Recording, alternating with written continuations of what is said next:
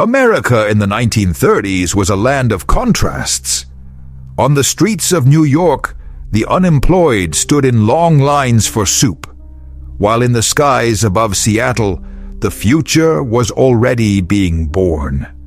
The Great Depression had brought industry to its knees, yet it was during these difficult years that one of the most ambitious ideas of the 20th century emerged: to create an aircraft capable of carrying war thousands of kilometers from home, rising above the clouds and returning safely, even when it seemed impossible.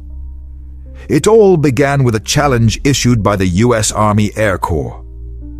In 1934, the military decided it was time to replace its outdated bombers, which resembled creaky flying buses. The new aircraft had to fly at a speed of at least 320 km/h, carry up to a ton of bombs, and cover a distance of over 3,000 kilometers. At the time, this sounded like science fiction. 3 companies accepted the challenge: Douglas, Martin, and Boeing. The first 2 were favorites, successful, with stable contracts and strong government ties. Boeing, on the other hand, was teetering on the edge of survival. The company had just lost a major order, and its funds were evaporating faster than the paint on its hangar walls. But it is in such conditions that legends are born. Chief Engineer Arthur Raymond and his team understood. If they didn't create something truly extraordinary, Boeing would disappear. In Seattle, long night meetings began.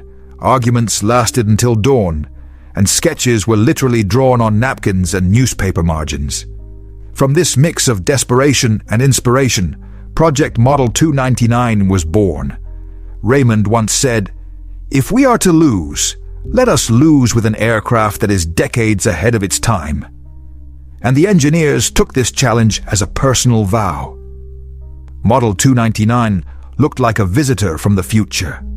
A fully metal body, 4 engines instead of the usual 2, an enclosed cockpit, positions for gunners, and a bomb sight. But most importantly, its philosophy. This aircraft was not meant to be just a machine. It was meant to be a fortress. When the prototype rolled out of the hangar in Seattle in the summer of 1935, journalists were stunned.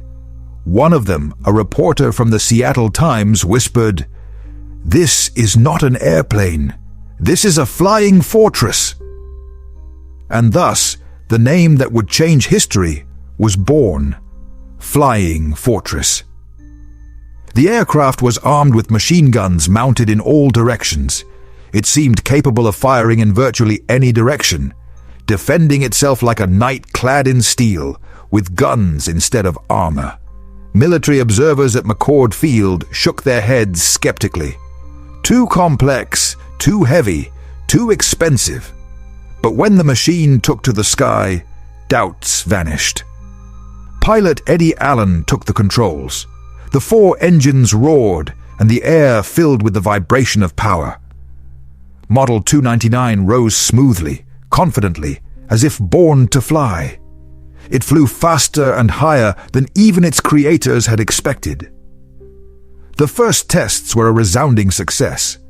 The aircraft broke all distance and speed records for bombers in its class. Army officials began whispering about a revolution in aviation. It seemed Boeing had not only pulled itself out of crisis, but had also transformed the entire American military doctrine. But fate had its first blow in store. Just one day before the contract was to be signed, disaster struck. During a demonstration flight, Model 299 crashed. The pilot had forgotten to remove the elevator locks, and the aircraft failed to gain altitude. It crashed on takeoff, claiming the lives of 2 crew members. The press instantly shifted from praise to pessimism. Headlines screamed, "Flying Fortress crashes." Yet even in this tragedy, there was something symbolic. From the ashes of that accident, Boeing emerged with a new understanding. To build a fortress, one needs more than metal. one needs a system. The Army still ordered several test units. And although the contract formally went to Douglas, destiny had already chosen its path. Model 299 received a new designation, B-17, and from that moment, the story began of the aircraft that would forever change the nature of war in the skies.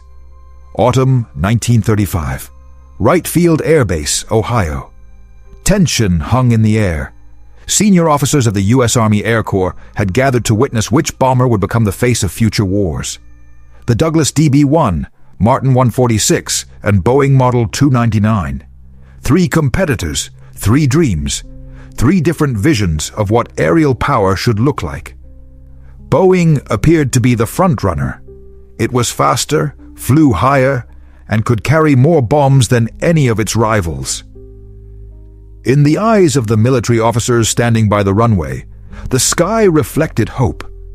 If this aircraft passed the tests, America would gain an unprecedented advantage. The pilot that day was seasoned Major Plouffe, and the navigator was the legendary test pilot Leslie Towers. They had already flown the Model 299 dozens of times, but on this day, fate decided to test not only the fortress in the sky, but the hearts of its creators. As the aircraft taxied onto the runway, everything seemed perfect. The engines hummed like a well-tuned orchestra. The dense metal fuselage gleamed in the sunlight, and the air was thick with the feeling of the future. The takeoff began. Speed, 100, 150, 180 kilometers per hour. Suddenly, a strange deceleration.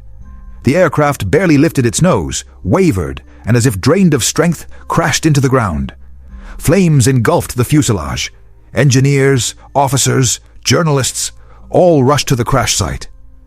Firefighters tried to break through the heat, but it was too late. Leslie Towers was killed. A few days later, Plouffe succumbed to his injuries. What was meant to be Boeing's triumph turned into tragedy. Newspapers wrote of the end of a dream.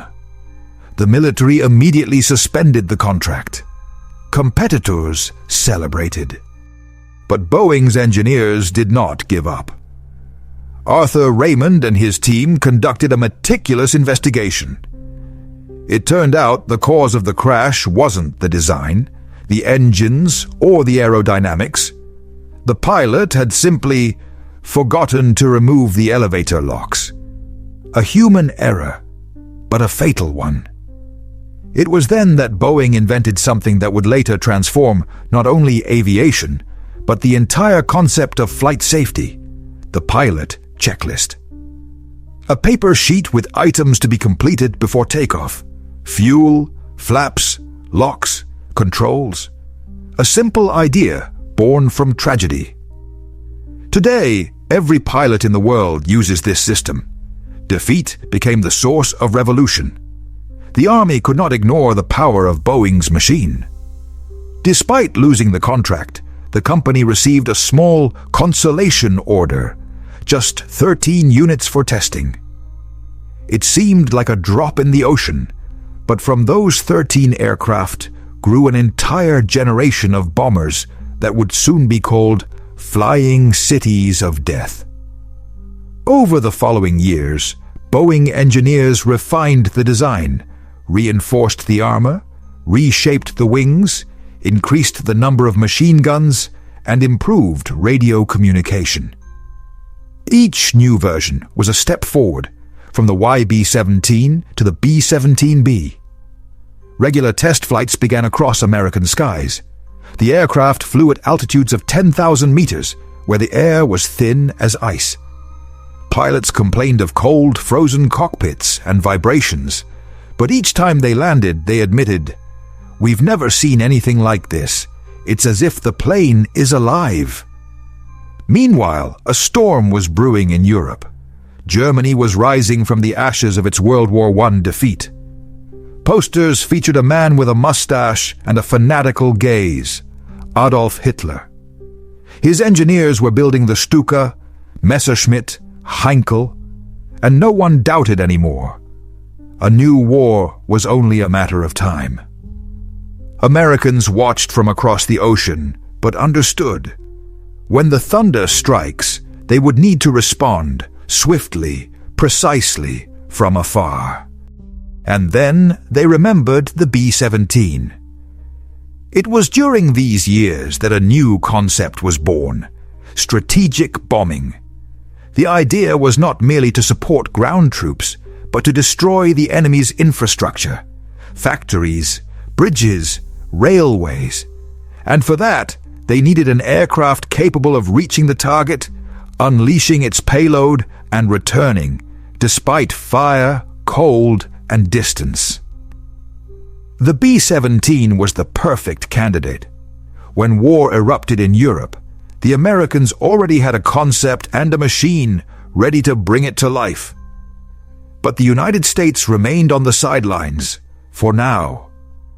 Boeing continued producing B-17s for the draw, as if knowing that soon the Fortress would be needed by the world.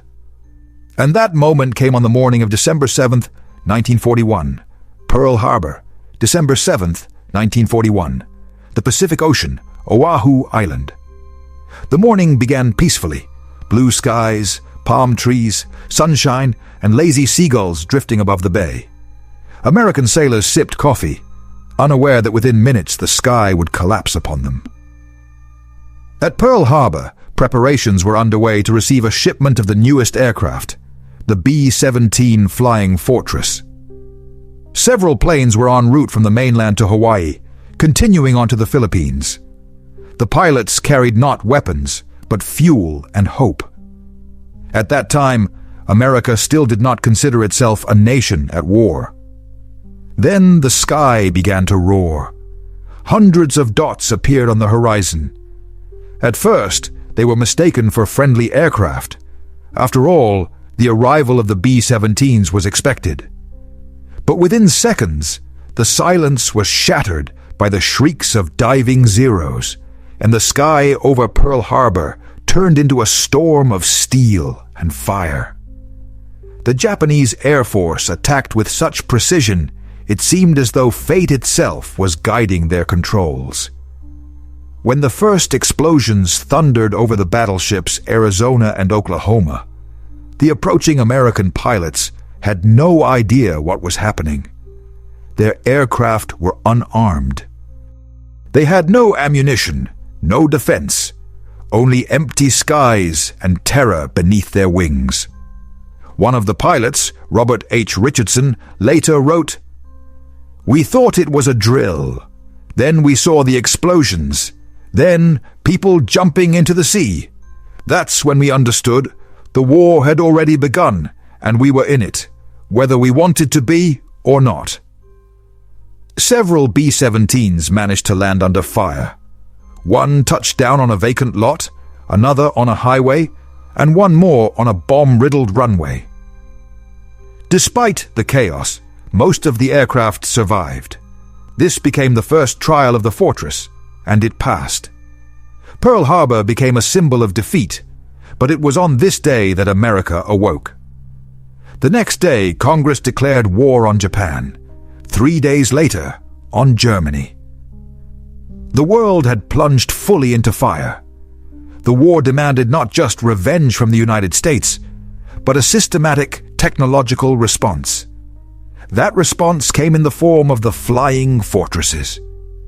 Within months, Boeing received orders to accelerate B-17 production tenfold.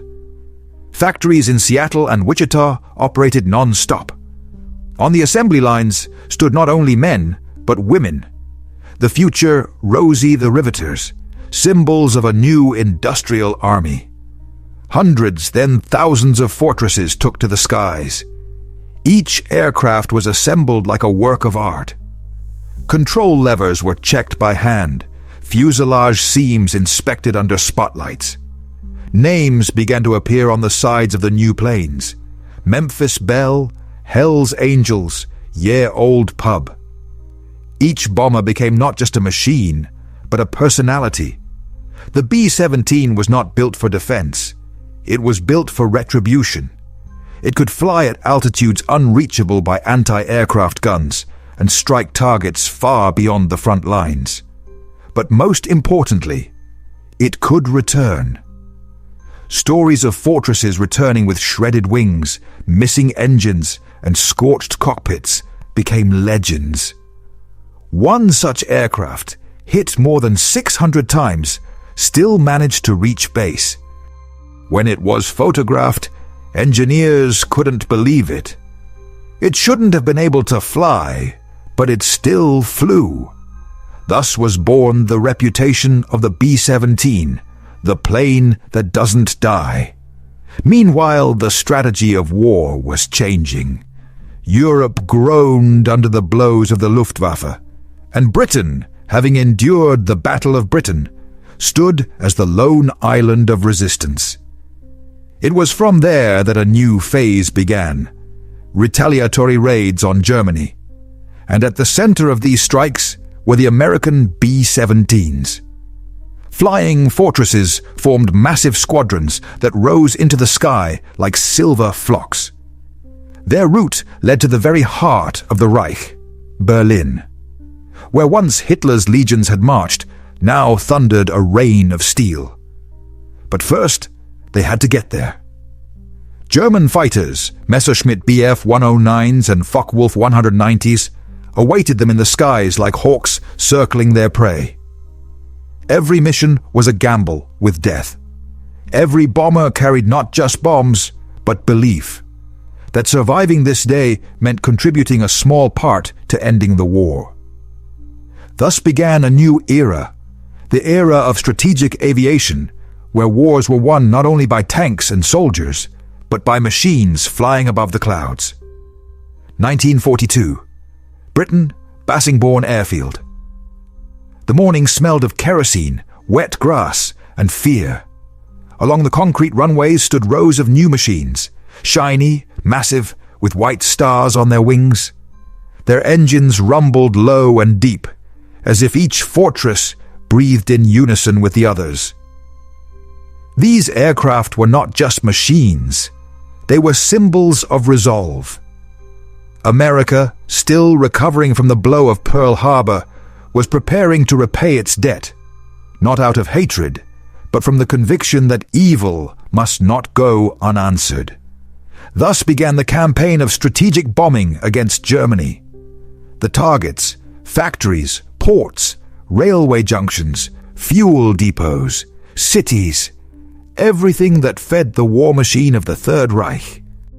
The plan seemed insane: to fly hundreds of kilometers deep into enemy territory, without escort, without fighter cover, which simply couldn't make the distance. Only the sky, the enemy, and their own courage. The B-17s were the first to go. They took off in massive formations, dozens of aircraft in each group. From the ground, it looked like a silver cloud rising toward the sun. Reflected light dazzled the eyes. It seemed the sky itself was shining with metal. The journey was long. Inside the fuselage, the engines roared, gunners kept their hands on the machine guns, and pilots listened intently to every word from the radio operator. Outside, the temperature dropped to 40 degrees. Oxygen masks froze, and crews often lost consciousness. But no one complained. No one wanted to be the first to say, "I'm afraid." As they approached their targets, the sky turned into a nightmare. Hundreds of black clouds, the bursts of German anti-aircraft shells. Between them darted Messerschmitts and Focke-Wulfs, diving straight into the formations of fortresses. It seemed impossible to pass through and survive. But that was when the B-17 showed why it had been built. Its armor absorbed the blows, its guns repelled the attacks, and its pilots, even when losing control, managed to guide the aircraft to its target. The bombers dropped their payloads and turned back, sometimes burning, sometimes with shredded wings, but still returning. And among them was one that the whole world would come to know, the Memphis Belle. This aircraft became a legend not because it was the best, but because it survived. The crew, under the command of Captain Robert Morgan, completed 25 combat missions, a symbolic number, after which the crew was allowed to return home.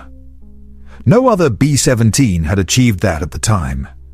Every mission flown by the Bell was on the edge, through clouds of fire and steel.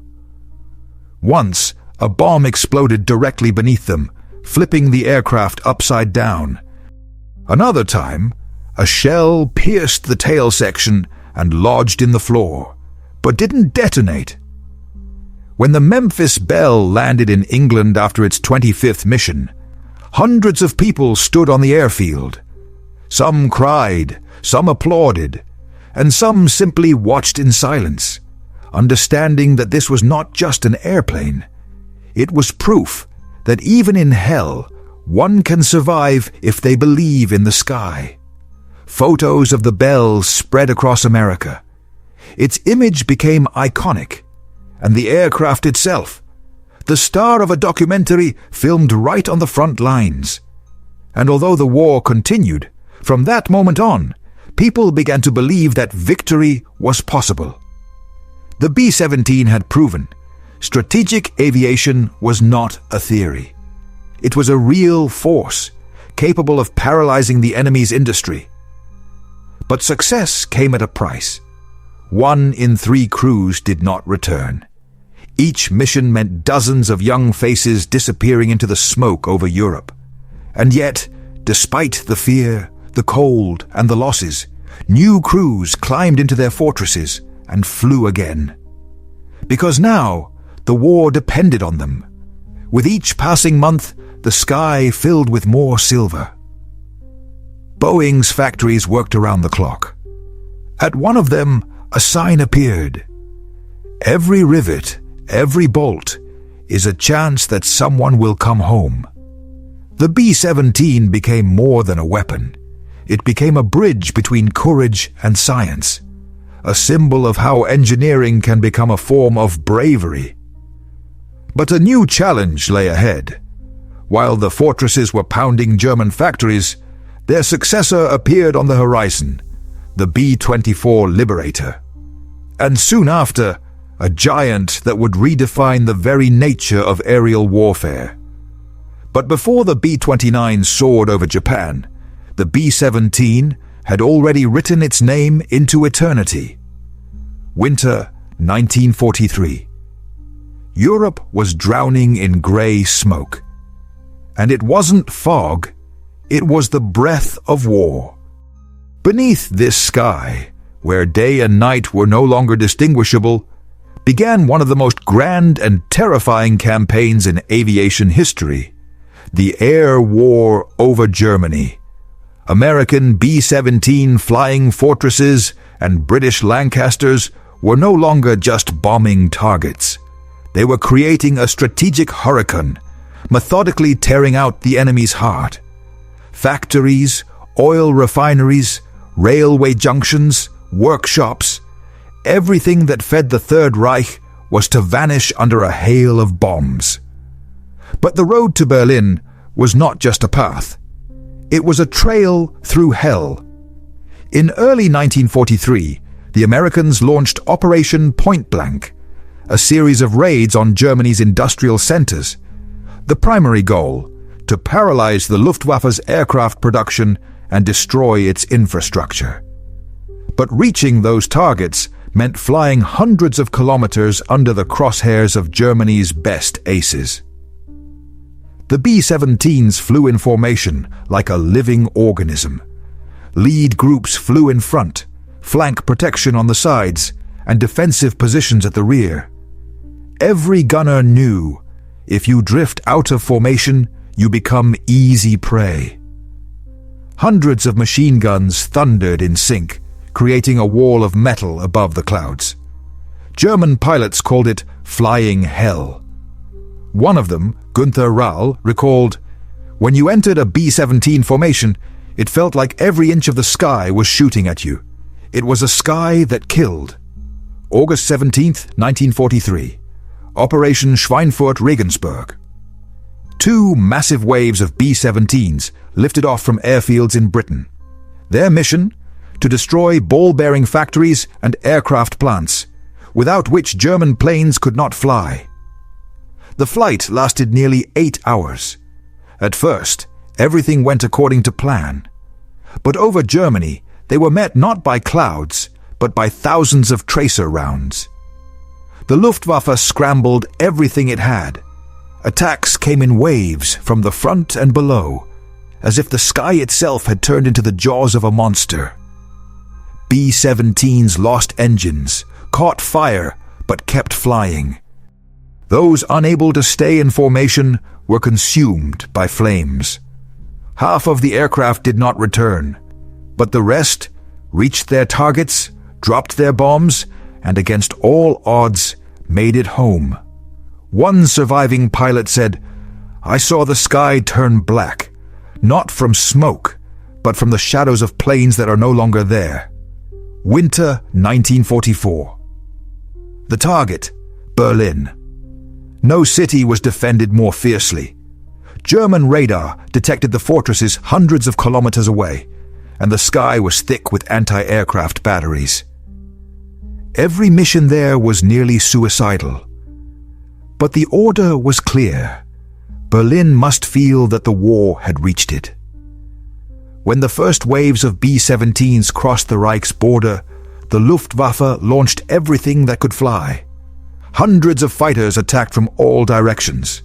The battle lasted for hours. The air trembled from explosions. The sky glowed with tracers. Some B-17s returned with holes the size of doors. Others landed missing one, or even two, engines. There were cases where a plane flew with its tail completely destroyed, sustained only by the monstrous resilience of its design and the willpower of its pilot. American engineers later said, "The B-17 didn't fly on fuel, it flew on the stubbornness of its crews." At high altitudes, the cold was unbearable. Inside the aircraft, temperatures dropped below 50 degrees. Metal cracked from frost. Oxygen masks froze over. Hands stuck to machine gun grips. Yet the crews kept working, for hours, under the roar of engines and the creaking of the fuselage. Each flight, 8 to 10 hours of fear and anticipation. Every meter of the journey, a step along the edge of a knife. Pilots knew, if you survived today, tomorrow you would fly again. Not because you wanted to, but because you had to. By the end of 1944, Germany was suffocating.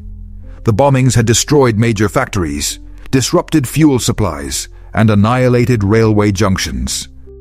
Tank and aircraft production plummeted, and the Luftwaffe could no longer recover its losses. American and British fortresses flew almost without resistance. The air war was won. But the cost was monstrous. Over 47,000 B-17 crew members were killed. Each of them knew that their seat at the controls was a one-way ticket. And yet they flew. By spring 1945, over the ruins of Berlin, there were no more German fighters. Only the sound of propellers, the hum of hundreds of flying fortresses, and a quiet realization. This war in the sky was over, but its lessons would remain forever. The B-17 became not just a weapon. It became a symbol of resolve, engineering brilliance, and human endurance. Spring 1945. The war was coming to an end. Berlin was burning. The Reich was falling apart at the seams. And on the airfields of England stood rows of weary B-17s, dulled, scarred, with patched-up fuselages and windows taped over. Their engines fell silent one by one, like the hearts of soldiers finally returning home. Their mission was complete. But the story of these machines was only beginning. When the first news of Germany's surrender spread across the world, the pilots of the flying fortresses didn't celebrate loudly. They simply sat beside their aircraft, in silence. Some stroked the metal skin, Others quietly removed the nose art, where bright paint bore names like Heavenly Days, Miss America, Memphis Belle. Every plane had a soul. Each was a home, a comrade, and a witness to hundreds of deaths. And yet, they began to be decommissioned. The war was over, which meant the army no longer needed thousands of flying fortresses. Some B-17s were scrapped. Others were repurposed for rescue and transport missions. But for their crews, these aircraft remained part of their hearts, something impossible to say goodbye to. In 1943, the U.S. Air Force decided the nation needed inspiration. They chose one aircraft, Memphis Belle, which had completed 25 combat missions and returned home intact. Its crew became a symbol of courage and endurance. After the war, the Belle was shown across America. Crowds greeted the pilots, threw flowers, children reached out to touch the fuselage as if it were sacred. Newspapers wrote, "It flew through hell and came back alive." Later, this aircraft inspired films, books, and paintings. It became not just a machine, but a legend that helped people understand the cost of victory. After the war, many B-17s were converted for civilian use. They carried passengers, mail, and medical supplies. Some took part in scientific expeditions, delivered equipment to polar stations, fought wildfires, and monitored weather. And yet, wherever they flew, they were always viewed with reverence. For post-war pilots, these machines were not just old metal. They were reminders of a time when every minute in the air could cost a life. Decades passed. New aircraft became faster, higher, more advanced. The jet age arrived, and the B-17s seemed like relics of the past. But time could not erase their sound. When an old fortress rises into the sky at an air show somewhere in America, the crowd falls silent. The propellers begin to spin. The air fills with a low hum, and for a moment it feels like 1943 again. The wind carries the scent of oil and kerosene. The sun glints off the rivets, and from the loudspeakers comes the voice of the announcer, "Flying Fortress, the legend that never fell." People applaud, some cry, and old veterans stand tall, struggling to hold back trembling hands. For them, it's not just an airplane. It's a memory, cooled only on the outside. Sometimes history remembers not only those who fought, but those who gave them wings. The creators of the B-17, engineers at Boeing, were not on the front lines. But their work was no less heroic. When they designed the Fortress, few believed such a bulky machine could fly. 4 engines, a metal body, guns on all sides. It seemed like madness. But Donald Douglas and his team knew the future belonged to machines that could defend themselves and their crews. And they were right. The B-17 didn't just fly, it changed the very concept of strategic aviation. Today, only about 40 flying fortresses remain in the world. Fewer than 10 are still airworthy. Every time one of them takes off, it's an event. People travel from other countries just to hear its roar, to see it lift off. Heavy, but proud. These machines have become flying museums, messengers from the past. Their flight is not a show. It's a reminder. Freedom is never free, and sometimes steel and courage sound the same. The symbol of the B-17 lives on not because it was powerful, but because it became human. It witnessed fear and bravery, pain and hope. It outlived those who flew it, but remained for them a permanent home in the sky. And now, when an old engine starts up in the quiet of an airfield, and the Fortress slowly rolls down the runway, it feels as if it whispers, "I remember. I'm still flying." After the war, the world finally exhaled. But that breath was heavy, as if the wounded lungs of humanity were trying to remember how to breathe peace instead of smoke. And yet, in this new air, where sirens had fallen silent and engines no longer roared, a familiar echo still rang, the low, unmistakable hum of 4 engines, the hum of the B-17, a machine that did not vanish with the war, but became its living reminder. While Europe struggled to rebuild its cities and America to restore itself, engineers and military minds realized that everything they had learned while building the Flying Fortress had laid the foundation for a new era, not just of aviation, but of technologies that would hold the world in balance. And if someone had said back then that the legacy of the B-17 would help create aircraft capable of crossing oceans without stopping, no one would have believed it. But that's exactly what happened. The B-17 was more than just an airplane.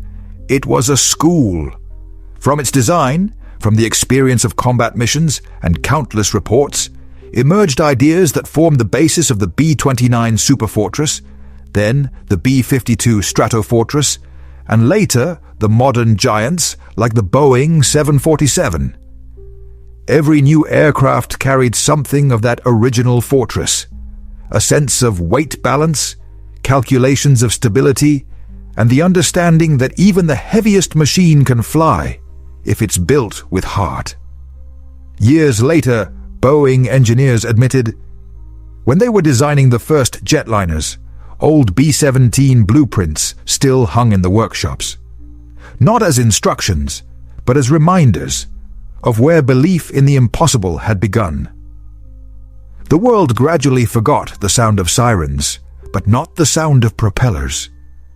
At air shows around the globe, the fortresses became the main stars.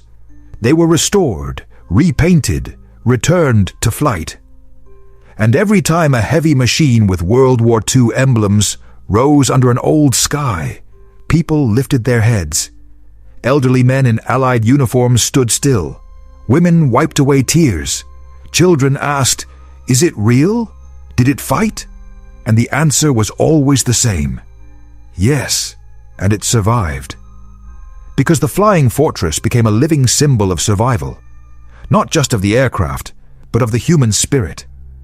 Monuments to the B-17 appeared in dozens of cities.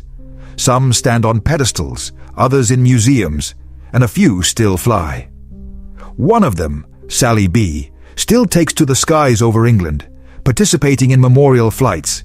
Its engine hums gently, like an old voice saying, "We were there. We did it. We came back." People watching from below don't just see an airplane.